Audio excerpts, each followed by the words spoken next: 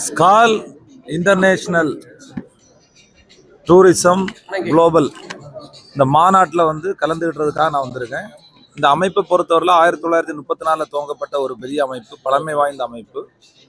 அந்த அமைப்பு சார்பாக இன்னைக்கு வந்து உலக அளவில் டூரிசத்தை கோஆர்டினேட் பண்ணுறதுக்கும் ஹாஸ்பிட்டாலிட்டி பண்ணுறதுக்கும் ஒரு சிறப்பான ஒரு அமைப்பாக செயல்பட்டுருக்கு.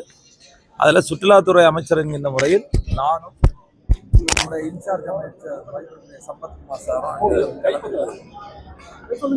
எங்களை பொறுத்தவரை தமிழ்நாட்டில் வந்து மாண்புமிகு தமிழ்நாடு முதலமைச்சர் அவர்கள் அறிவுறுத்தப்பட்ட சுற்றுலாத்துறையை மற்ற துறைகளை காட்டிலும் ஒரு நல்ல டெவலப் பண்ணணும். இந்த பட்ஜெட்டில் கூட அதிகமான நிதியை கொடுத்துருக்காங்க.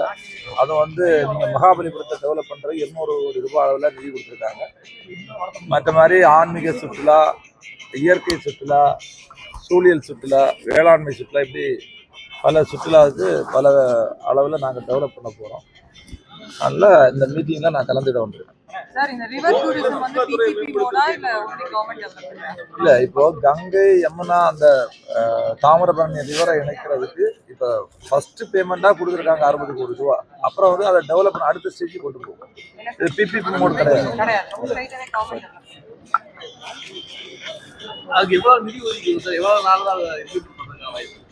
இல்லை, அதாவது ஒவ்வொரு இப்போ வந்து ஆன்மீக அளவில் வந்து இப்போ நீங்கள் பார்த்தீங்கன்னா நாகூர், வேளாங்கண்ணி, திருக்கடையூர் இதெல்லாம் இணைப்பதற்கு ஒரு பிளான் பண்ணியிருக்காங்க. அதுக்கு ஒரு அமௌண்ட் ஒதுக்கியிருக்காங்க. அதே மாதிரி இப்போ நீங்கள் பார்த்தீங்கன்னா நதிகளை இணைப்பதற்கு, ஆன்மீக தலங்களுக்கு, அதே மாதிரி ஃபாரஸ்ட் வனத்துறை வன அளவில் உள்ள சுற்றுலா, இப்படி அதிகமான ஒவ்வொரு தலைப்பின் கீழே அந்த சுற்றுலாவுடைய இணைப்பு வந்து நடக்குது. இன்னும் வந்து கிட்டத்தட்ட ஒன்றிய அரசோடு அவங்கள்ட்டையும் சில இதுக்கு வந்து நிதி கேட்டிருக்கோம்.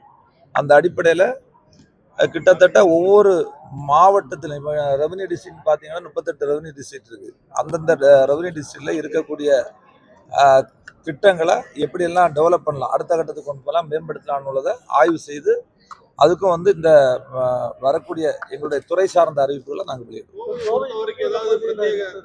இல்லை, அதில் இருக்குது, அந்த கோவையிலையும் வந்து திட்டங்கள் இருக்குது. வரக்கூடிய அந்த துறை ரீதியான அறிவிப்புகளை நாங்கள் வெளியிடுவோம். கோவை குற்றாலம் சூழல் சுற்றுலா நீண்ட நாட்களா மேம்படுத்தாம இருக்கு, வனத்துறை கட்டுப்பாட்டில் இருக்கு. இப்போ சுற்றுலாத்துறையை பொறுத்தவரையில இப்போ வந்து நீங்க சொல்ற மாதிரி ஒவ்வொரு துறை சார்ந்துதான் இருக்கு. ஏன்னா இப்போ வனத்துறைன்னா அவங்க ஃபாரஸ்ட் என்ஓசி வாங்கணும். அதனாலதான் நாங்க வந்து டிஸ்ட்ரிக்ட் லெவல்ல ஒரு டூரிசம் டெவலப்மெண்ட் கவுன்சில், அதுக்கு சேர்மன் வந்து கலெக்டர். அதே மாதிரி ஸ்டேட் அளவில் 1 ஃபைல் சிஸ்டம், 1 விண்டோ சிஸ்டம் அளவில் கொண்டு வந்து எல்லாத்தையும் ஒரே டைம்ல அந்த என்ஓசி வாங்கி பண்றது மாதிரி ஒரு முடிவு எடுத்திருக்கோம். இல்லைன்னா ஒவ்வொரு துறையில இருந்து என்ஓசி வாங்கி பண்ணோம்னா கொஞ்சம் ரொம்ப டைம் ஆகுது. அதனால வந்து ஏன்னா இப்போ நீங்க பாத்தீங்கன்னா வனத்துல, அதாவது ஃபாரஸ்ட்ல பண்ணோம்னா அவங்க தான் டெரிட்டோரியல் ஆகுது, அவங்கள்ட்ட என்ஓசி வாங்கணும். ஹெச்ஆர்என்சி ஆன்மீகம்னா ஹெச்ஆர்என்சிட்ட என்ஓசி வாங்கணும். அப்புறம் இப்படி ஒவ்வொரு துறையிலையும் நிறைய துறைகளில் இப்போ வந்து WRD தண்ணியில் நதி சம்பந்தமானா WRDட்ட என்ஓசி வாங்கணும். அதனால அப்படிப்பட்ட சில 8 துறை சம்பந்தமாக இருக்குது. இதெல்லாம் கோஆர்டினேட் பண்ணுறதுக்கு நாங்கள் மாண்புமிகு சிஎம் அவருடைய கவனத்துக்கு இப்போ கொண்டு சென்றிருக்கோம். அதனால ஒரு உயர்மட்ட லெவலில் ஒரு கமிட்டி அமைச்சு அங்கங்கே உடனுடன் அப்ரூவல் கொடுக்குற மாதிரி இந்த தடவை அதை ஏற்பாடு பண்ணியிருக்கோம். சட்டமன்றத்தில் அமைச்சர் ராதாகிருஷ்ணா பேசுறப்ப தமிழகத்திலிருந்து ஒருத்தர் வந்து பிரதமராகணும் அப்படின்னு சொல்லியிருந்தாரு. கூட்டணி கட்சியா அதை எப்படி பாக்குறீங்க? இல்லை, அவர் சொன்னது அவருடைய நிலைப்பாடு. என்னன்னா வந்து தென்னிந்தியாவில் வந்து பிரதிநிதித்துவம் வேணும்னு சொல்லியிருக்காரு.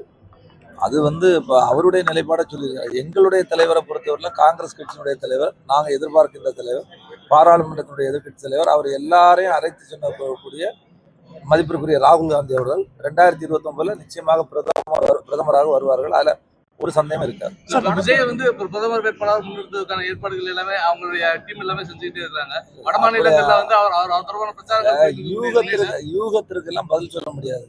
இப்போ வந்து சிறப்பா வந்து ஒரு லஞ்சம் வாங்காத, ஊழல் செய்யாத ஒரு அரசு தமிழ்நாட்டில் இருக்கு.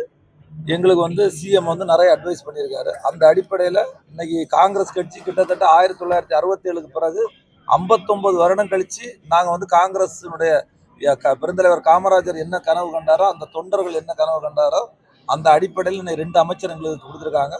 நாங்கள் கூட்டணியோடு இணைந்து மக்களுக்கான வளர்ச்சி திட்டங்களை கொண்டு வரதான் எங்களுடைய இலக்கு. HRNC-யை ஒட்டி உள்ள சுற்றுலா தலங்கள்ல வரக்கூடிய சுற்றுலா பயணிகள் நான்வெஜ் போன்றவற்றெல்லாம் கோயிலே வந்து சாப்பிடக்கூடிய சூழல் இருக்கு. இதை கட்டுப்படுத்துறதுக்கு எந்த மாதிரி நடவடிக்கை? இல்ல அது மாதிரி சின்ன சின்ன ப்ராப்ளம் இருக்கு. உடுமலைப்பேட்டை அமரலிங்கம் இல்ல இருக்கு, அதெல்லாம் நாங்க முறைப்படுத்திட்டு வர்றோம். ஏன்னா வந்து அதுதான் ஏற்கனவே சொன்னேன், சுற்றுலாத்துறை என்பது எங்களுக்குன்னு தனியா இடம் கிடையாது.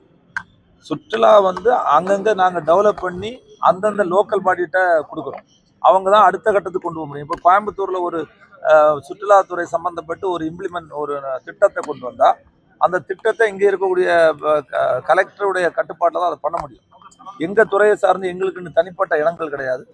இருந்தாலும் இதை வந்து நீங்க கண்டிப்பா மேம்படுத்தி தான் ஆகணும். ஏன்னா வந்து இன்னைக்கு வந்து சமூக வலைதளங்கள், இந்த ப்ரமோஷன், ஆர்டிஃபிஷியல் இதெல்லாம் வந்துட்டு, ஆனால் இதை வந்து டெவலப் பண்ணி நம்முடைய தமிழகம் மட்டுமில்லாமல் மற்ற மாநிலங்களில் அதிகப்படியான சுற்றுலா பயணிகளை வரவழைக்கணும். அவங்க வந்து சென்றால் அதுக்குரிய பாதுகாப்பு இருக்கணும். ஏன்னா இன்னைக்கு பாதுகாப்பாக தமிழ்நாடை பொறுத்தவரையில் ஒரு பாதுகாப்பான மாநிலமாக இருக்குது. அதனால இது இன்னைக்கு ஒரு டொமஸ்டிக் இல்லாமல் இன்டர்நேஷ்னல் அளவில் உலகத்தரம் வாய்ந்த சில நல்ல திட்டங்களை கொண்டு வரணும்னு மாண்புமிகு முதல்வர் அவர்கள் சொல்லியிருக்காங்க. அந்த அடிப்படையில் இதை மேம்படுத்தணும். தமிழ்நாட்டில் ஆன்மீக சுற்றுலாவுடைய இது ரொம்ப குறைவா இருக்கு சுற்றுலாத்துறை சார்பில் சொல்றாங்க சார். அது கூடுதலாக வாகனங்கள், பேருந்துகள், சிறப்பு பேருந்துகள் இயக்குவீங்களா? இல்லை, அதுதான் அதெல்லாம் நாங்கள் பிளான் பண்ணிட்டு இருக்கோம். டெஃபினட்டா இந்த துறையை வந்து மாண்புமிகு முதல்வர் அவருடைய கவனத்திற்கு கொண்டு சென்று இதை நல்ல டெவலப் பண்ணும். 50 ஆண்டுகளுக்கு பிறகு அமைச்சரவையில் இடைப்பட்ட காங்கிரஸ் கட்சியை வளர்ப்பதற்கான முயற்சிகள் மேற்கொண்டிருக்கீங்களா? உறுப்பினர் சேர்க்கை அதிகப்படுத்துவதற்கான முயற்சிகள் 59 ஆண்டுகளுக்கு பிறகு இன்னைக்கு எங்களுக்கு ஆட்சியில நாங்கள் பங்கு வகிக்கிறோம். எங்க இயக்கத்தை பொறுத்தவரையில் இன்னைக்கு வந்து ஆர்கனைசேஷன் ஸ்ட்ரக்சரை பொறுத்தவரையில் வாக்குச்சாவடி அளவில் இன்னைக்கு நாங்கள் பலப்படுத்திட்டு இருக்கோம். அதுக்கான அமைப்புகளை ஏற்படுத்திட்டு இருக்கோம். இனி வருகின்ற உள்ளாட்சி தேர்தலில் நாங்கள் வந்து அதுக்கு முன்னாடி எங்களுடைய ஸ்ட்ரக்சரை இன்னும் பலப்படுத்தி உள்ளாட்சி தேர்தலில் போட்டியிட்டு எங்களுடைய கைச்சின்ன வெற்றி பெறுவதற்கான நிலையை நாங்கள் முன்னெடுக்கிறோம். பாதுகாக்கப்பட்ட வனத்துறைக்கு சொந்தமாக இருக்கக்கூடிய இடங்கள்ல வந்து பாத்தீங்கன்னா அத்துமீறி நிறைய பேர் உள்ள நுழைஞ்சு ரீல்ஸ் போடுறாங்க. நீர்வீழ்ச்சி இருக்கு, அது இருக்கு, இது இருக்குன்னு சொல்லிட்டு ரீல்ஸ் போடுறாங்க. இதை நம்பி இப்போ போற பல பேருக்கு வந்து ஒரு அசம்பாவிதங்கள் அந்த மாதிரி நடக்கிறதெல்லாம் கூட பார்க்க முடியுற மாதிரி இருக்கு. இதை தடுக்கிறதுக்கு என்ன மாதிரி நடவடிக்கை இருக்கலாம்? இப்போ நீங்க சொல்லக்கூடிய ஃபாரஸ்ட் வந்து இப்போ அதனுடைய கட்டுப்பாடு வந்து அந்த துறைக்கு தான் வருது. இது மாதிரி சில விஷயங்கள் நம்ம கவனத்துக்கு வருது. அப்போ அந்த துறையோட பேசி அங்கே வந்து அந்த பாதுகாப்பு, நீங்கள் உள்ள போய் பார்த்துட்டு வரணும்னா அதுக்குரிய பாதுகாப்பு கொடுக்க வேண்டும் என்று ஏற்கனவே அறிவுறுத்தப்பட்டிருக்கிறது. அது மாதிரி இந்த கோஆர்டினேஷன், அதாவது எல்லாரும் சேர்ந்து கோஆர்டினேட் பண்ணி தான் அதை பண்ண முடியும். நிச்சயமாக வரக்கூடிய காலங்களில் அது மாதிரி பாதுகாப்புக்கு இப்போவே ஏற்கனவே பாதுகாப்புக்கு முதலிடமா தமிழ்நாடு இருக்கு. அந்த அளவுக்கு மக்களுக்கு பாதுகாப்பா இருக்கக்கூடிய அளவுல ஒரு சூழ்நிலை நாங்கள் அனுமதி இல்லாத இடங்களை சுற்றுலா தலம் அப்படின்னு சொல்லி ப்ரமோட் பண்றாங்க. இல்ல அனுமதிதான் என்ன நடவடிக்கை அப்படி இதுவரைக்கும் அது மாதிரிப்பட்ட விஷயங்கள் வந்து கவனத்துக்கு வரல. அப்படி நடந்தா அதை வந்து அந்த துறையோட பேசி என்ன நடவடிக்கை எடுக்கணும். நிச்சயமா எடுத்துக்குவாங்க.